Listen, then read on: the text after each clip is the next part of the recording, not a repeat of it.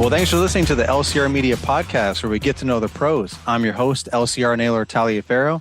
And on today's episode, I have another guest. In between, I feel like I've had more in between the guest episodes than actual guest episodes. So now we've got a guest in between the in between episodes. We've got Matt LaMarsh. How's it going? I'm doing really well, man. I appreciate you having me on. And even though I've removed myself from the green industry, I still feel connected, you know? Yeah. So I love it. I love what you do and always a big fan. So I appreciate you. Well, thanks. I appreciate that. And I think it's because I don't remember how many years it was, but it seems like a lot of things went on in those years. You know what I mean? Like whether it was 3 years or 5 years or 1 year, it's like a lot transpired in that time. That was like the peak of our community here. And it was just growing like crazy. And people were coming on YouTube and starting businesses and growing their businesses to the next level, or pivoting, as you like to say a lot back then, and changing things. I mean, so I just wanted to kind of dive into that, start there a little bit. But I have been looking forward to talking to you for a while, because I'm sure like a lot of folks still follow you on social media that used to follow you because of landscaping and lawn care and all that, and still just following along with your journey. That's what happens, right? So, yeah. So, and I know there's probably friends of friends and that kind of stuff that people have stumbled upon you through other folks in the industry too, or people I know. Some folks, didn't they reach out to you because of real estate? They were thinking about getting into real estate, and they kind of used you as a reference point to like, hey man, you went from landscaping to real estate. Like what are some suggestions you have? I feel like that was a thing too. Yeah, no, absolutely. I mean, there were probably 5 to 10 conversations that I had with other people, you know, in the green industry. Not just when I made the switch, but even in the last 6 months, actually. Yeah. Yeah. And you know, what's great about social media too, I mean, I know a lot of people, you know, have their own feelings, and rightfully so, right? With how social media goes. And, you know, I think it depends on why you're there, why you're spending time there. But for me, it's always been about relationships. And now that's my tagline, you know, in real estate, is we are relationship driven. Like every business out there, I don't care how big or how small or how new or how veteran you are, if you can establish a relationship-driven business, something based on relationships, that's like all you really need to have. Now, of course, we can go talk about SEO and Google My Business and, you know, marketing and social media and all that other stuff is wonderful. And I love to talk about that stuff. But ultimately, when we understand that back at the core of our business, it's relationships, it's people, you know, man, we can really build some unbelievable businesses just on the back of that. So yeah, I'm super excited for this. But yeah, the relationships we've discovered and created and fostered over the last couple of years, even since I've gotten out of the industry, you know, people get busy, people grow their businesses, they grow their families, they grow their impact and their influence. And I mean, I'm still super proud to call you and many others still friends. And, you know, some drop off, and that's just the way it goes. But I love to be connected still to this world. And I'm going to give you guys a lot of kudos. Like being in real estate now for almost 4 years, like the green industry is significantly further along in its adoption of social media. Wow. Using video. Like I think real estate agents, realtors in general are just now starting to understand the impact that it can have on our businesses. And I'm like, these guys over here cutting grass know all about it, man. So like we need to pick up the pace here. So yeah. Wow. So you were in prime position then to just kind of bring all of that right over into real estate. It's so funny. Yeah. I met with a brand new agent. He just got his license like last week. And he's like, man, I'm terrified of video. And so I pull out my phone and I'm like, keep talking. I'm on my YouTube channel. I'm like going way back. Oh, right? Man. 400 videos deep. And he's like, what are you doing? I was like, just keep talking. You're nervous about video. Why? What's going on? Like, what's the mental block for you? You're in your way. Get out of your way type thing. I go all the way back to the old Snapchat days. Oh, man. And, you know, I used to save those videos, those stories every day. And then I posted a ton of them. I don't think it was even all of them to YouTube. And I told him, because he complimented me, and I appreciate it. My grandfather used to say, you know, in order to be a good giver, you've got to be a good receiver. I received his compliment. He said, "You're so natural in video. You're so good. You're this, that, and the other." And I was like, "Look, I appreciate it. I genuinely do. But let me show you where we started.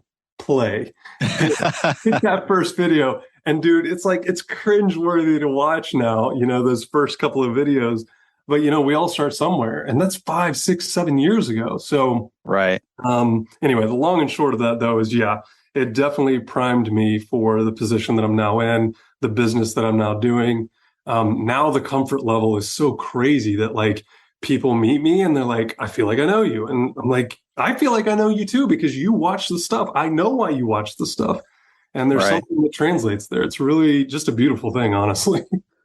Nice. So now that we've set all that up, let's turn into some of our latest trending favorite Netflix and Hulu shows, and let's go back. Yeah. Right. We just got everyone up to speed to like, wait, what's going on? Who is this guy? What are we talking about? Let's go back now. Let's where we first met, and maybe even before all that. Like, you had a landscaping business. You had two businesses at one point, which I was thinking about that recently because I'm like, man, I get so many inquiries every spring for aeration. And I'm like, no, we only do fall aeration, but we can do it. We can do whatever here because we're in a transition zone here in Central Virginia. So we're just not set up for that. Our lawn care business is not doing aerations in spring, but I was like, man, maybe I could have like a separate like crew or something that just focused on aerations. I mean, we have one company called Aerations Plus, and it seems like they do more of the plus than the aerations. If you catch my drift. So I mean, I would like to. So maybe I would just have like a separate crew to do aerations, like a landscape enhancement, or just an enhancement crew in general, and they do all aerations in the spring, do all the mulching and the pruning throughout the summer, and then in the fall they go right back into aerations again, and they can have a good body of work for a good chunk of the year. So I was thinking about you about that. So we're all over the place here, getting everybody all interested. So let's go back from the beginning, man. Yeah, man. Well, so, coming out of corporate America, 2015, I'd had enough. Other people were dictating this is what Matt LaMarsh's work life looks like. And I was like, oh, so over it, man. And in a commission role where a good portion of my income was commission, I had a base salary, but more of my income was commission. And to have that slashed was like, don't mess with my money, man. Right. Don't mess with my money. Yeah, that's So rough. that was like the beginning of the end, if you will. So I had lost two grandfathers, super entrepreneurial in the prior years. And I'd had enough. I'd had enough of corporate America. I had had enough of other people dictating what my schedule looked like, what my money looked like, what the outcomes were going to be. I didn't want it anymore. And so in that spring of 2015, I was like, we got to change something here. We got to move. We got to start controlling our own destiny here. So that fall, for a year, basically, I was just learning. I was on YouTube. I was watching your stuff. I was watching Keith. I was watching, Blake. I was watching Mr. Ohm, and I was watching all these people create businesses around the green industry, right? And a lot of different versions of it, right? No one did anything the same. And that's, if you only take one thing away from this, Matt did what was right for Matt. Naylor does what's right for Naylor. You have to find out who you are. And self-awareness is a big part of being an entrepreneur. What are you good at? Go double and triple and quadruple down on that. Whatever you're not good at, leave it for someone else. And so in 2015, the fall of 2015, I launched LaMarsh Landscaping in September, which for those of you that live in Atlanta, Georgia, September is not exactly peak season for a landscaping business. But in my mind, I was like, if I can make this happen now, I'm going to give myself 6 months. By the time 6 months rolls around, it's going to be February, March of 2016. We're going to have a full-fledged business here. I'm going to leave this thing and I'm going to focus on building my business. And sure enough, January 2016 hit. We had 10 customers. They were paying about $1,500 a month total. That was the revenue. The whole Man. And I remember telling my wife, I'm like, 90 days, 120 days, like just give me this little bit of time to go from here to there, and I'm going to leave this thing. So 10 clients become 20 in February, 20 become 40 in March. And by the end of March, I'm like, we gotta change something. This is unsustainable. Nights, weekends, any available hour I had, I was out pushing a lawnmower around, carrying it out of the back of a 2007 Tahoe, no trailer, like super gritty. And I told myself, I was like, this is how it's going to start. This is not how it's going to end, though. So built up to 40 clients, made the leap, got the boat as close as I could to the dock. to make the jump from one to the other. We had cash coming in. And with 40 customers, we ended up doing about $100,000 in that first year. Nice. From basically 10 clients, $1,500 to $100,000 is a huge jump. But man, we just did anything and everything to stack cash as high as we possibly could. And so, do you lay pine straw? Yes. Do you lay money? 100%. Will you pick up this thing and put in that thing? Yeah, we'll be there. So just money and oxygen, right? When you're a small business, that's all it is. And so that was our focus for year one. I would drive all over creation. I would do every little job I can pick up, and we did it. And I remember year two, it was like, all right, we've done this. We've been successful with this, but now we need to take it to the next level, not just financially, but for me, I wanted to shrink my geographic farm, if you will, the coverage that I had. And I also wanted to get really, really good at 3 or 4 things. So instead of doing 20, I wanted to do 3 or 4 things really, really well. And I wanted to build our reputation on that. So December 2016 rolls around. We're cranking. We're getting ready to go into a new year. We've got a great base of business. We've got probably about 100 clients that we've done business for, not just reoccurring maintenance, but that pine straw, that mulch, that dig up this thing and put in that thing. And in January, I said, okay, we're going to mow grass. We're going to blow leaves, and we are going to maintain properties. But we're also, just like you were mentioning earlier, as far as aeration and the turf, treatment goes, we're going to partner up with this company over here, and they're going to be our preferred vendor for this, Squirt and Fur, right? And so I had a meeting with them. They said, we love what you're doing. We'll give all of your clients a 20% break, in fact. I said, that's wonderful. Nice. So now we're controlling more of the outcome, right? The greener grass, the more healthy turf is what ultimately came. And of course, our clients loved it, but they were also paying 20% less across the board. And so in January, we got laser focused on those 3 things. And then I took my 8 and 10 mile radius down to like 4 and 5 miles. So now instead of spending 20 minutes in the truck one way or the other, it was like 10, 15 max, like any direction, right? And what that allowed us to do was get more work done in a shorter amount of time. We just build up efficiency, right? Route density, man, all day long. If, you guys, whatever you focus on expands. And for me, that really was route density. Like, I'm already here doing these 2 lawns. Let me just go knock on these doors while the guys are finishing blowing up these leaves or trimming the bushes or whatever they're doing. I'm just going to knock on 3 or 4 of these doors and see what happens. And sure enough, knock on the door. Yeah, I know you guys are here every single week at 1:00 on the dot. I'm well aware of what you guys do. I was like, so great. Who are you using now? Well, we're not. We fired him. Great. Here's my card. Pick up a new business. Pick up a new piece of business. And man, I'll tell you, like in the 4.5 years that I owned that business, we spent $500 on marketing. Everything else was word of mouth. Everything else was social media. Everything else was organic.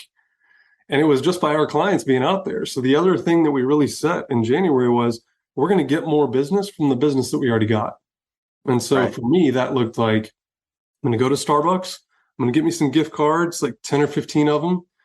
And I'm going to text, call, and email every single one of my clients. And I'm going to say, look, if you refer us out, if you get us a piece of business, if you recommend us on Google or on Facebook or on nextdoor.com, I've got a little surprise for you. I didn't even tell them what it was. $20 gift card. And the reviews started coming in. Now I'm driving on the weekends delivering gift cards to people. Well, what happened as a result of that, again, after 4 years, was 27 reviews on nextdoor.com. When I started my business, Nextdoor was brand new. Yeah. I hadn't even barely heard of it. I just saw the opportunity. I was like, we got to get more reviews on here. We had 27 reviews. The next 2 closest businesses to us had 12 reviews and 10 reviews, and 60 years of experience between the 2 of them in this industry. Wow. They just weren't doing it right. They didn't know there was a focus. Yeah. I'm here, 27. I've been in business for 2, 3, 4 years, right?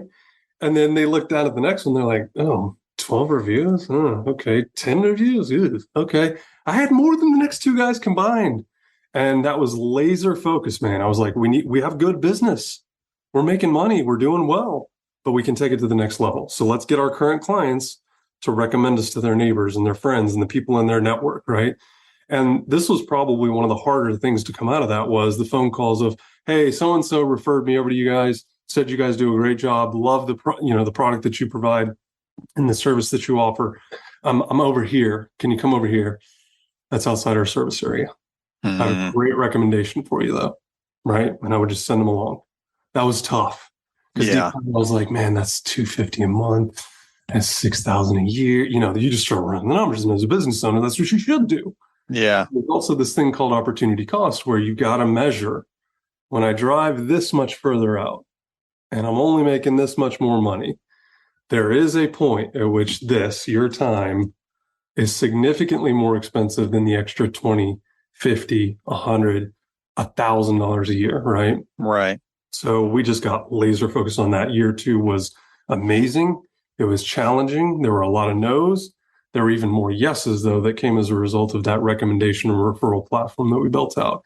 And then we started to actually get business from the preferred partner that we had. They started recommending us as well.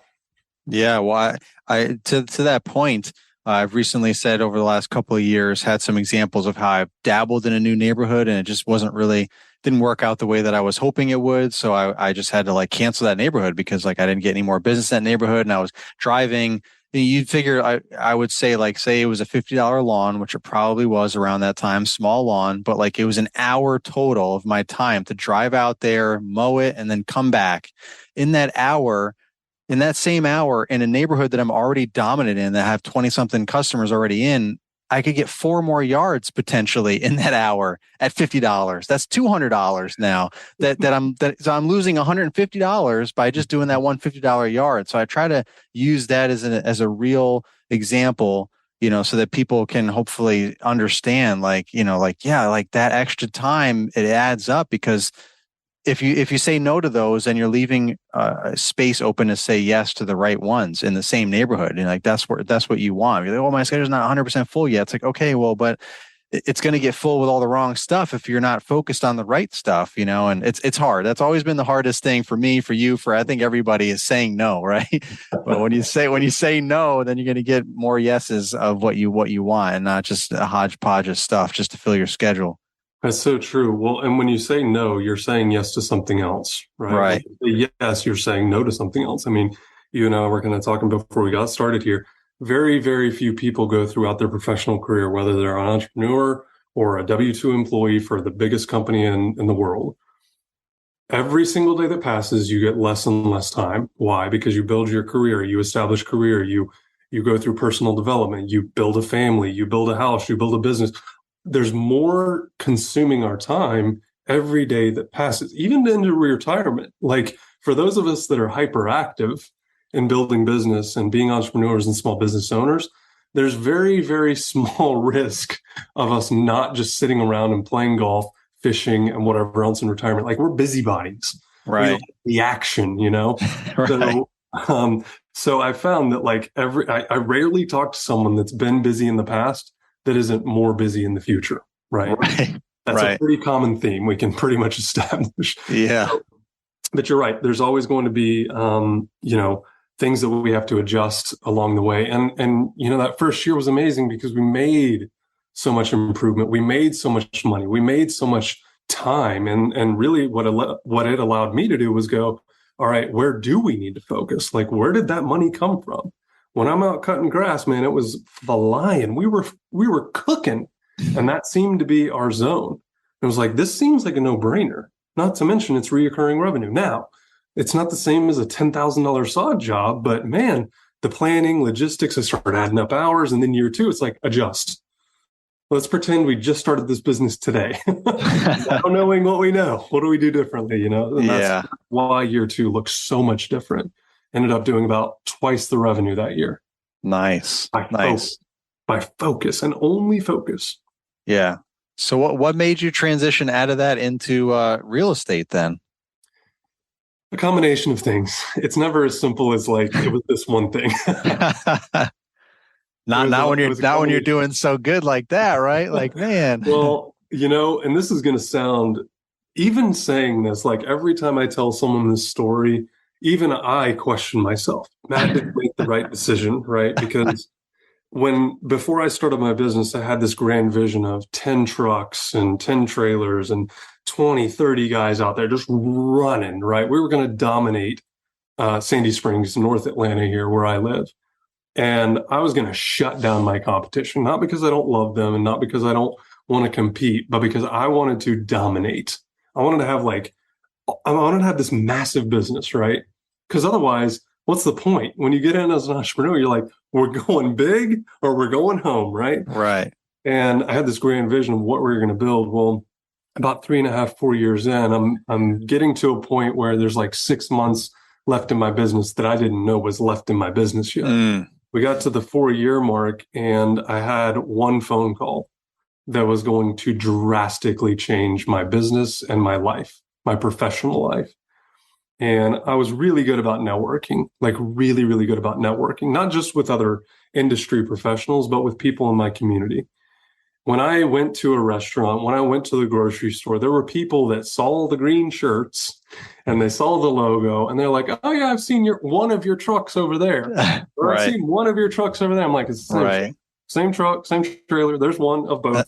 That's what route. Yeah, that's what route density does, man. Hey friends, Mr. Producer here, and I've been listening to Naylor emphasize route density on his podcast for over a year now, and I've encouraged him to take all this material and create a masterclass to put all of his knowledge in one place and share it with you. This is going to be a live 3-week course. Nothing's pre-recorded. You'll have access to group live streams and one-on-ones with Naylor. Every session ends with action steps that you can implement right away in your business. Plus, you'll get a copy of the session recordings emailed to you. Hey, if you want to learn how to make $1,000 all the way up to $3,000 a day in lawn maintenance through route density, then you need to click the link in the episode description. Trust me, you won't be disappointed. Even friends were like, I saw one of your trucks over off this road. And I'm like, it's the truck. You saw the truck. But one phone call would have totally changed the trajectory of my business. And so I networked with this guy that was a homeowners association president. And he called me up one day. He goes, Matt, we're both car guys. So he had a Corvette. I was into the Porsches, right? And we're talking about cars. And he's like, well, listen, the reason I called you is because our contracts are about to come up for our HOA, lawn maintenance and gardens and the whole 9 yards. It's like 20 acres of townhome development here in Sandy Springs, literally right across the street from where I live. And you want to talk about route density, like real money. Like that year we were doing about $350,000 in revenue. This is the last year in 2018. And he called me and he said, there's probably about $475,000 worth of revenue contract. Wow. Do you want it? Wow. I mean, yeah, it's $500,000 in revenue. I mean, that's going to more than double, almost triple the size of my business. Yeah, I want. Tell me more. What like do you overnight? need? Yeah. What's going on here? And he said, well, if this goes really, really well, because we're going to try you out for a period, and if this goes really, really well, we have another $250,000 budgeted property for you. Instantaneously, $750,000 in business. I say instantaneous over the course of 90 days. Right. But I mean, we're taking me from 250, 300, 350 to over $1 million literally overnight. Right. Wow.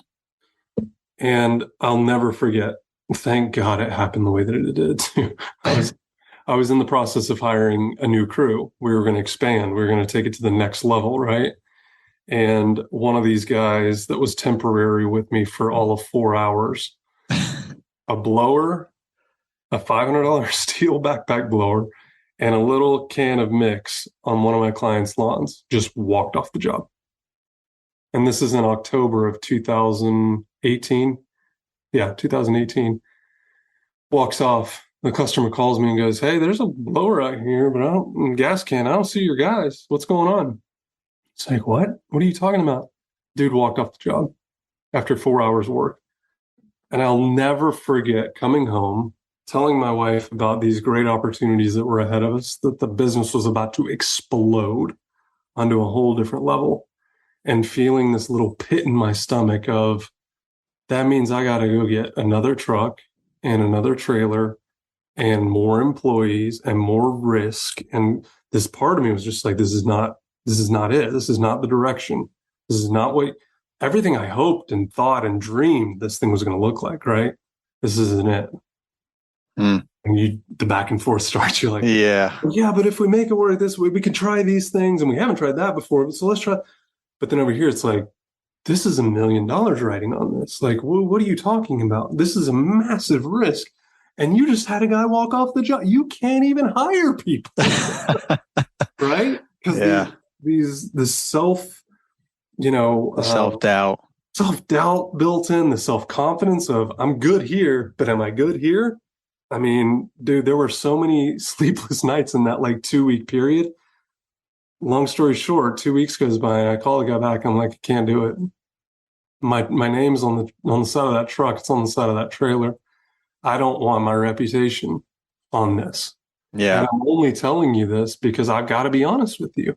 I've got to be real. I've got to be transparent to the fact that I don't think I can do this. And I think it would be a massive failure for me and for you. Because 3 months from now, you're going to be upset. I'm going to be upset. You're going to be looking for a new service provider. And my business is probably going to implode on itself if I do this. I appreciate the opportunity, and hung up. And I just got goosebumps telling you that, because to me, that was like, Matt, this is everything you ever wanted with this business. This is every opportunity that you've been brought is now in this one thing. And all you got to do is say yes. Yeah. And I said, no. Yeah. Talk about saying no, right? Jeez. I mean, but did you feel like you had that little bit did that pit go away, or did you feel a little bit of sense of relief somewhere, or were you still conflicted? After 2 weeks, man, I felt like a weight had been lifted off my shoulders, because this guy was a great friend of mine. Like he's someone that knew me really, really well. And it's why he called me first. Right.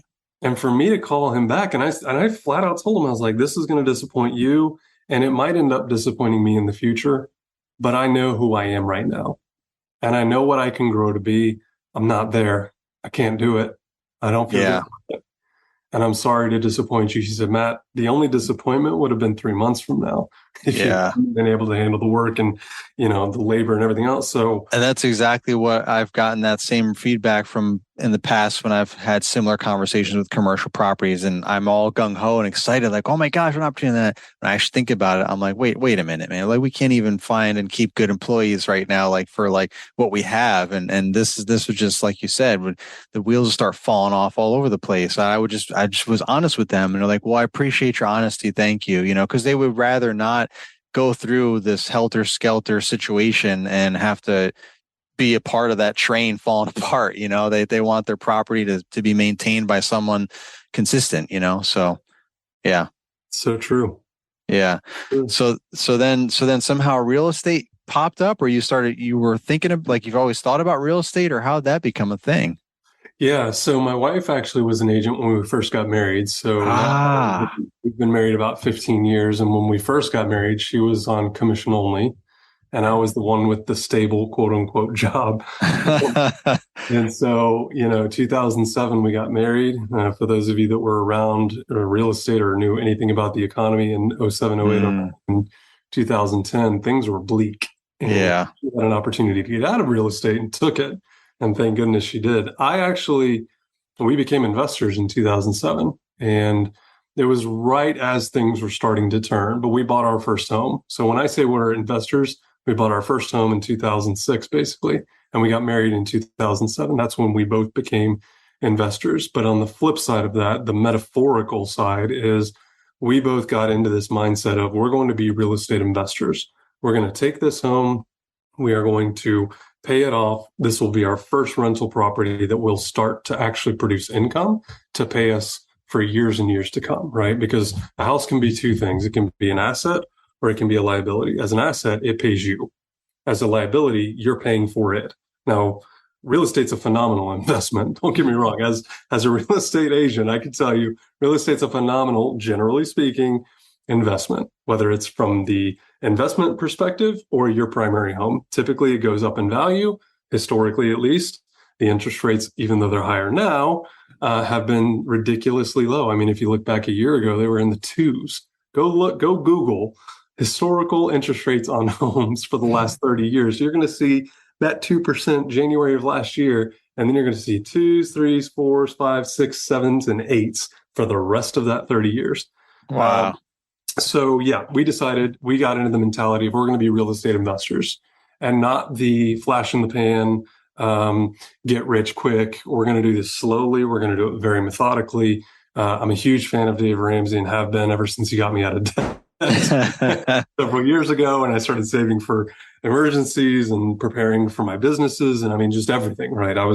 when you're on a mower for 8 hours, you got some good seat time and listening there to really do tons of self-development and improvement. So that was when the mindset shift came. It was like 2007, 2008. The market tanks. I was like, we're in real estate mode. Like, we can't afford to go out and buy a ton of real estate, but I'm going to learn. I'm going to watch. I'm going to see what's happening. And so 2018 rolls around. I'm about to position the lawn care business for sale. I go and get my real estate license and study in November, get the license in December, join a brokerage in January of 2019. And then I make my first sale in March of 2019. And that's when I was like, you've proven it. You can do it. Nice. You can actually make this part of this business happen. And then about a week later, we closed on the business sale, and I sold the business, the lawn care and landscaping business. Nice. Again, get that thing as close to the dock as you can, make the jump, and then let this thing go, and then focus on this. You can't ride two horses. You can't serve two masters. Yeah. For 90 days, I tried, and it was a miserable disaster. I could not focus on either one 100%. And both ended up, doing their own thing. So yeah, but real estate's always been something that I've been interested in. I love the idea of, being able to create wealth as a result of real estate. I love houses in general. As a kid, I kind of joke, my mom kind of got me into it because we would drive around the really nice neighborhoods around our area. She'd see a bunch of balloons on an open house sign and go, we're going to an open house on a Thursday afternoon. And I was like, this sounds, and then we get in the house and I was like, oh, this is a nice house. Around and you start noticing things. And so it was always kind of an interest to me. I love helping people, obviously.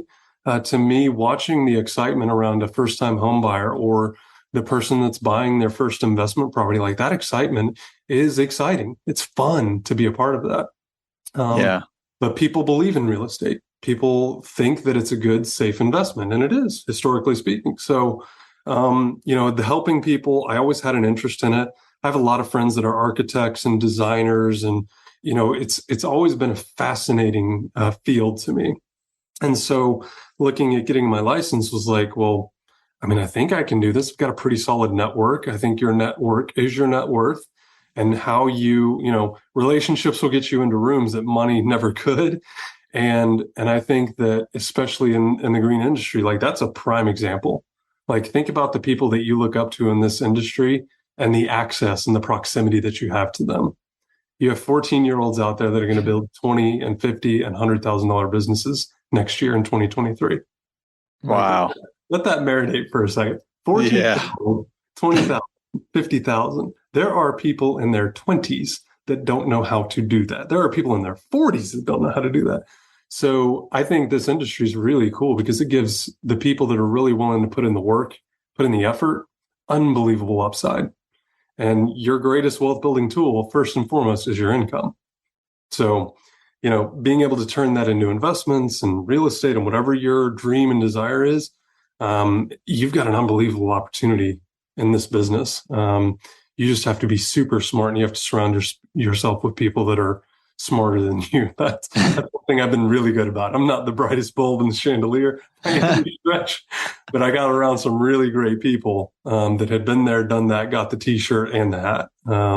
So yeah, I think there's unbelievable opportunity in real estate. That's why I got into it. It is hard work, just like being in the green industry. It's more than the normal 8 to 5, especially if it's your business. You're working on the weekends, you're working at night, you're giving quotes, you're posting social media content, you're trying to get the next job, the next gig, the next maintenance account, whatever you do. You're also probably at the end of this year looking into next year and going, how do I plan my business? How do I plan for the changes that we make? How do we plan to go up on our prices? How do we make those calls? How do we communicate to our current clients and potential clients? And all of these questions are valid. They're things you should be thinking about as a business owner. But I think you've got an opportunity to really look into next year and go, you got 60 days. You can make a lot happen in 60 days in this business. Yeah.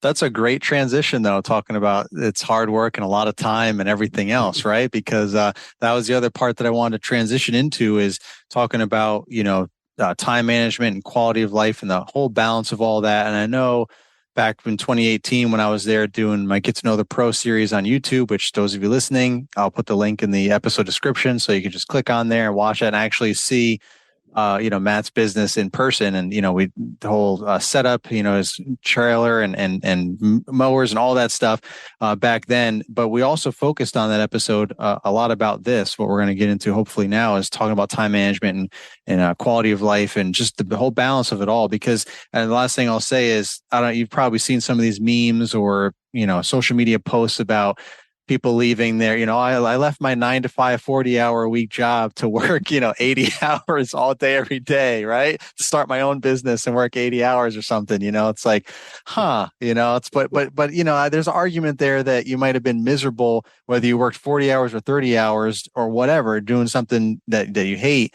Now, hopefully you're doing something you love, but you're still working like 80 hours. It's like, wait a minute. So where does all of that, come into play? And what are your thoughts on that? Because I know that's been a big deal for you over the years. Yeah, well, efficiency, productivity, time hacking, like anything and everything I could find and read about this subject, I did, right? So the 4-hour work week was one of those that I don't know why, but it hit, and get past the title, right? It does not mean you're going to work 4 hours a week and make the same amount of money. That is not the intent of that book. Of course, it was great marketing because it got me in the door to reading it. But right. But honestly, for me, what it made me do was rethink about my time. And what I mean about rethink is we each get 24 hours, right? Why do some people make $10 an hour their entire life? And why do others progress from that $10 or 15 or 20 or 100, right? And the reason that is because they understand that time is the asset. Everyone thinks when you're starting out in business that the more money you get, the more time you'll get. I've got bad news. The more time you get, the more money you get, the less time you have, because you're generally making more money, right? And that's where in the real estate business, as well as the lawn care and landscaping, every year we went up every single year. January would hit, and I'd say, due to gas prices, due to inflation, due to everything, the cost of labor, the cost of equipment, we are going from $125 to $145.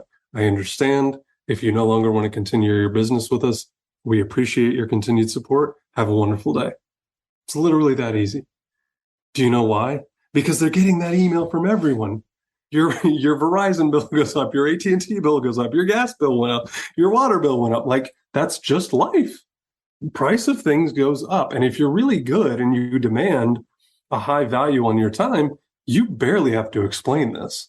Right. And I think in the 4 years we did this, 3 of those with price increases, I think we had 4 people fall off because we were that good.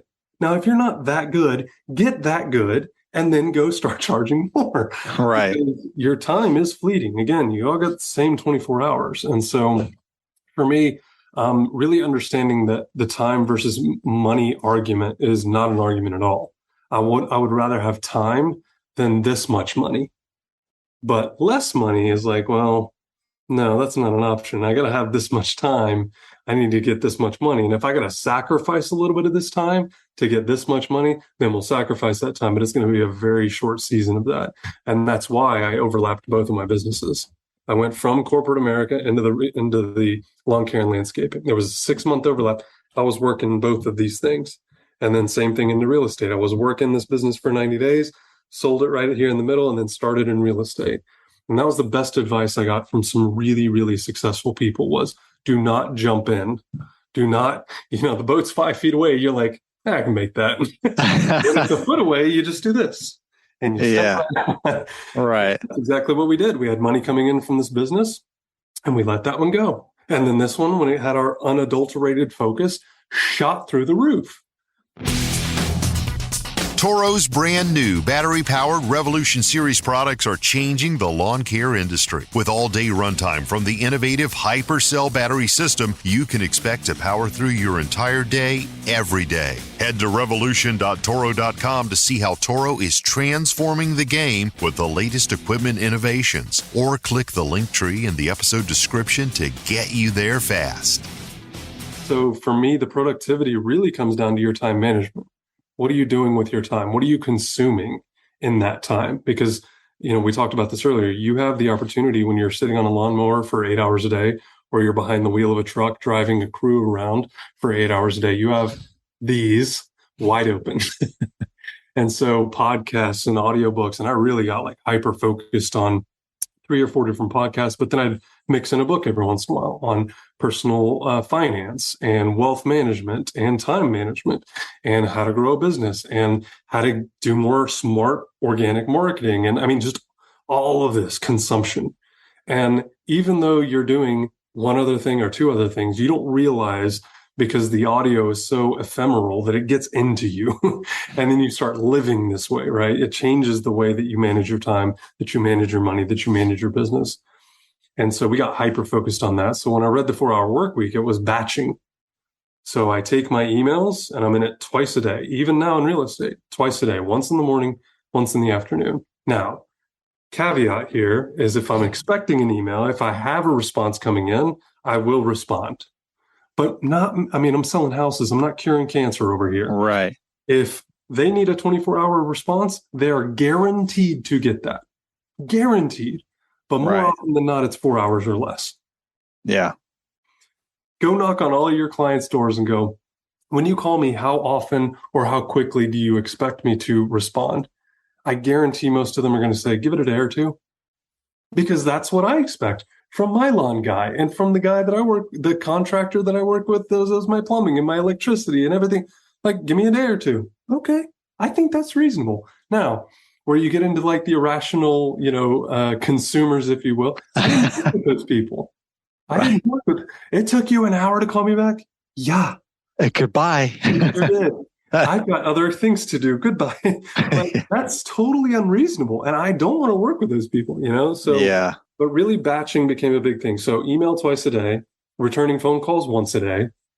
Generally it was in the morning. So, if we left here and drove 10 minutes up the road, I'd make 3 or 4 phone calls and be done, right? I'd return people's phone call and be done. And generally speaking, because of how well we set expectations and communicated when we started anyway, there were limited phone calls.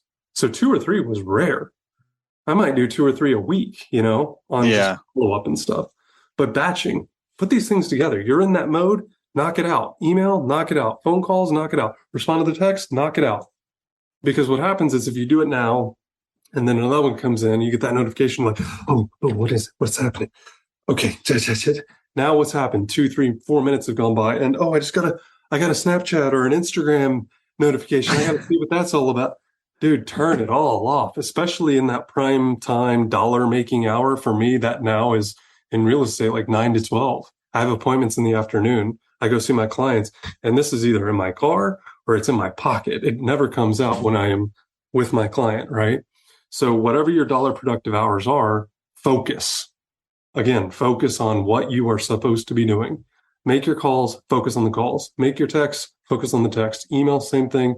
And that you'll feel this like huge weight lifted off your shoulders. You'll be able to take a deeper breath down into your gut and go, I got time now. This feels good. This feels really good. So batching was a huge thing. I mean, that changed the game. And even with your video creation, right? You can be shooting B-roll content constantly throughout the day. Right. When you've got that video idea and that one piece of content, you got it. It's done. You don't have to think about it. You don't have to run back out and shoot it. That's just how my brain worked. It was like, where can I overlap? Where can I layer? Where can I stack some of this stuff? And even now I do that with my YouTube channels for real estate. Anytime I'm in that part of town, I'm shooting content. Anytime I'm over here looking at a house that's at this price point, I'm shooting content. I may not use it for a month, but I've got it and I don't have to go do that work again. So I mean, you can tell I could talk about productivity literally all day long. I love it so much. And, honestly, it gives you so much more back. When you get efficient, you find that these 40-hour work weeks suddenly become 35 hours. They become 34 hours and you get your life back. It's amazing. Yeah. Were you like this before you, like when you were in corporate America? Were you kind of as productive or thinking about it like that? Or was it more when you became an entrepreneur? I definitely had that kind of bent to it. So for those of you that have no idea who I am or like what I kind of came from, I started my own business when I was like in my early 20s, right out of like college, basically. And I sold stuff for people on eBay. And I think that's when it started. Like that was my first entrepreneurial Yeah. taste, if you will. And in that business, it was basically just like commission, except it was consignment. So if you had $1,000 iPhone and I sold it for you, I would take, 150, $200, and then you would get the rest. And the more I could list, the more money I made. So the Right. more money we made. And that's a whole batching process. You take 100 items, you take pictures of all of them, and then you go write descriptions for all of them. And then you would post all of them. And then you would do the shipping for all of them. Like that's where that batching mindset kind of came from. But then in between eBay and lawn care, there was 12 years in corporate America where I worked for some Fortune 500 and Fortune 100 companies that efficiency is everything in those businesses. Like you Yeah. get paid based on how efficient you are, how much you sell, how, the results that you get, right? And for me, I think probably the greatest example was that I was working for a company here in Atlanta that I could be done with the bulk of my work by like, I'd go in at 8, 9 o'clock, and I'd be done by lunchtime. Wow. And the rest of it was like literally creating work for myself. What else can I do? How else can I help my customers? How else can I help my clients? How else can I go get new business? And that was not part of the job description. The job description literally fit into like 4 or 5 hours. And I was super clear because I hate to waste time and effort, but I would go to my bosses constantly and be like, what else? What else you got here? Like, there's got to be something else I could do. Yeah. But yeah, I've always been that way. I've always tried to be super productive, and it served me really, really well in entrepreneur land here. I mean, that's Nice. what you get paid for now. Yeah, that's awesome. Well, you have shared a lot of nuggets with us today. And speaking of time, I know both of our time is precious and I don't want to take too much of your time today. You probably got a lot planned here, but I don't know if you've heard any of my episodes at all, but whenever I have a guest, I have these pod decks. I love it. Normally when they're in person, they can pick their own card, but you just have to trust that I'm randomly picking card. You see the white side. You can't read what it is, but I can't read it either. So these are just random generic questions that you would ask yourself, but in this case, I'll read and you just answer them just to kind of get some more insight into who is Matt LaMarsh, and how does he think. So we'll just do a couple quick ones here. This first one says, what is your most treasured possession? Man. So, I think the thing that confuses people about me is that, again, I'm a car guy. So a lot of people think, man, that car, he loves that car, that it's all about that car. I worked really, really hard to get that car. Saved a lot of money to get that car. I worked my tail off for years to get my first one, especially. And it's not the car. In fact, I don't really attach to many physical things, which sounds totally counterproductive to a car guy. But if the world fell apart tomorrow, if I didn't close one more real estate transaction the entire year next year, I'd sell that car so fast it would make people's heads spin. I'm not going to sacrifice my family, their well-being, their health, their lifestyle for some silly car. It's just not worth it. But for me, I honestly think my family is one of those things that you could literally take everything else away. You could take the wealth away. You could take my income away. You could take all of our possessions away. If I've got my family and we're living on 10% of what we have now, I'm good. Because I know how to build it back up, and I know what it took to get here. It's not that hard. It's really not that hard. And we've been married now for 15 years. when I look really up the last 10 years, like that's where the major strides were made. This first couple of years were tough. And we had to endure a lot of pain, both in the workplace and both personally. Like it was a tough time. When you first get married, you think it's all bliss. And my wife will say that first year was amazing because we were spending our first year together. And I was like, this is stressful, man. Like we tried to figure things out. We didn't live together before. It was tough. It's a lot of work, man. Yeah. It's everything else that's worthwhile, So I don't really have a possession I think what really inspires me now to like make content, and I even talked about this when I had my lawn care and landscaping business, was I wish I could hear my grandfather's thoughts and their business practices and what they were thinking about in the 80s and in the 90s, and like not just historically speaking, but like what were they doing with their families? How are they saving money? How are they going and getting new business? How are they running their business? Like, I just think that would be so cool to hear. And that's why I do so much content now, because I don't want my kids or my grandkids to have that. I don't want them to wonder. I want them to know. Yeah. And now we've got all the tools and resources to do it. So it's 100%. Not physical, it's not tangible, but I think that legacy is a huge thing.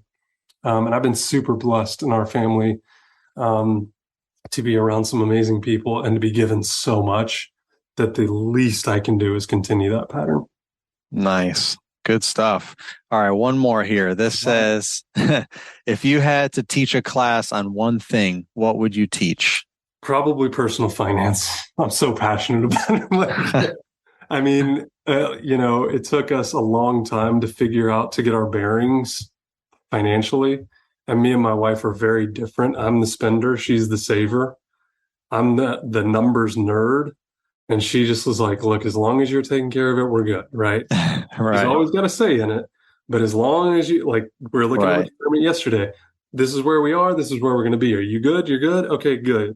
And then we just move on. But I think the freedom that it gives you, and just like being an entrepreneur, because what you said, I mean, it's giving me goosebumps even now, is if you only make $10 an hour for the rest of your life, 40 hours a week for the next 40 years, but you're happy, who cares?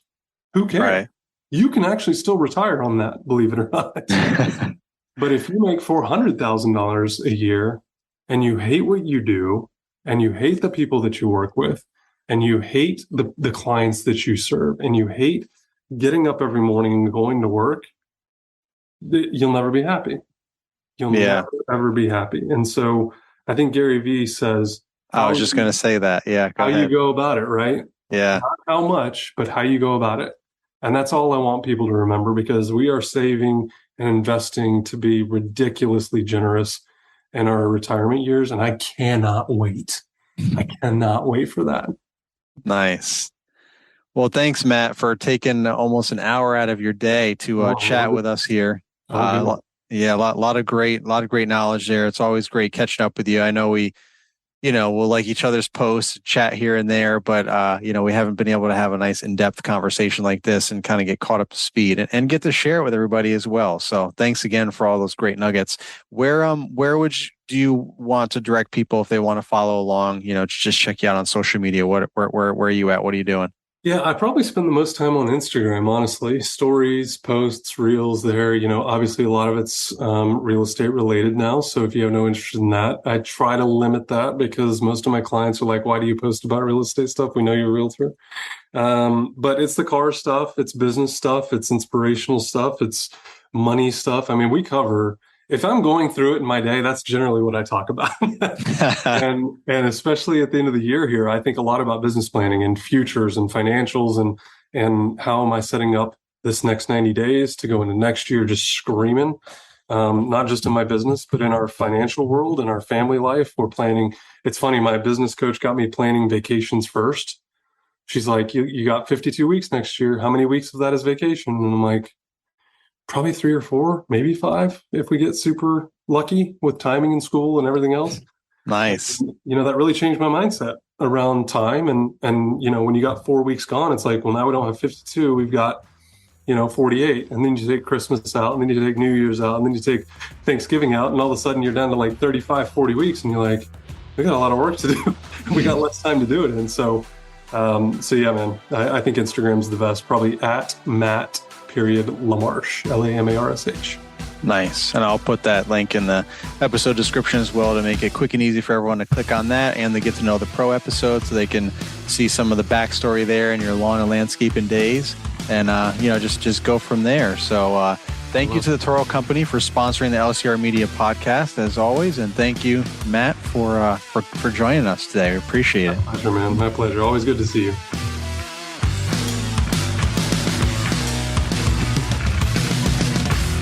This has been an LCR Media and Mr. Producer production.